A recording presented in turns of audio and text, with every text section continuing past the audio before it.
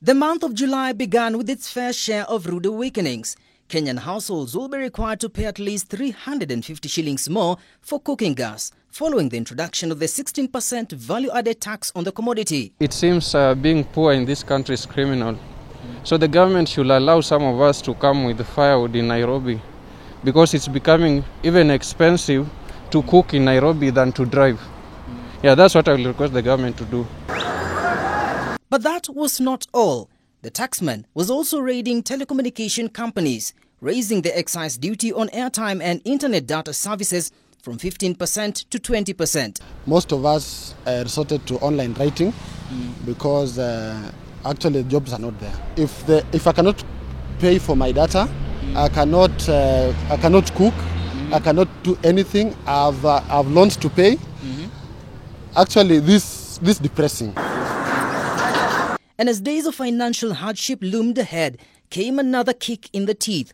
Water bills were also set to rise in the wake of pressure from the World Bank for new conservation levies on water companies. This, in addition to the recent hike on petroleum that is still sinking in. Yes, how are you?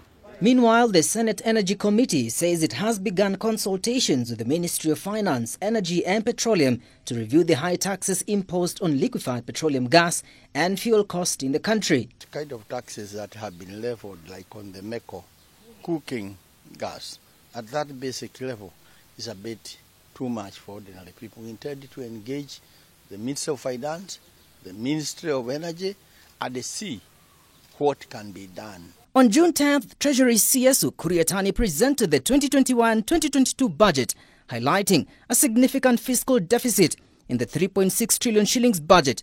To bridge the gap, Treasury would have to rely on external net financing of 271 billion shillings, equivalent to 4.4% of the GDP, and net domestic financing of 658 billion shillings.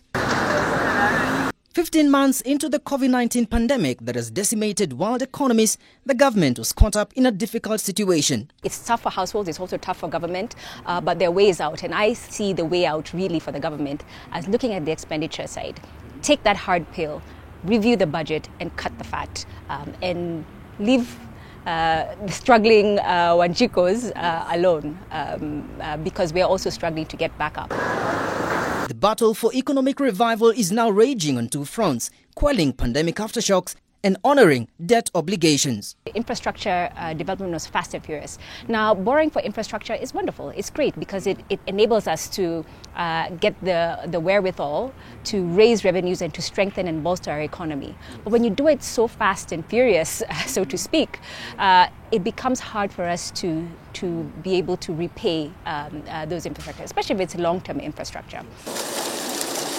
The government plans to reduce the level of fiscal deficit from 8.7% of GDP in the current budget to 7.5% of GDP in the next budget, and further to a 3.6% of GDP in the financial year 2024-2025. And while economic growth is expected to rebound to 6.6% in 2021, the trickle-down effect is less likely to be felt at the grassroots level. David Mbidi, K24.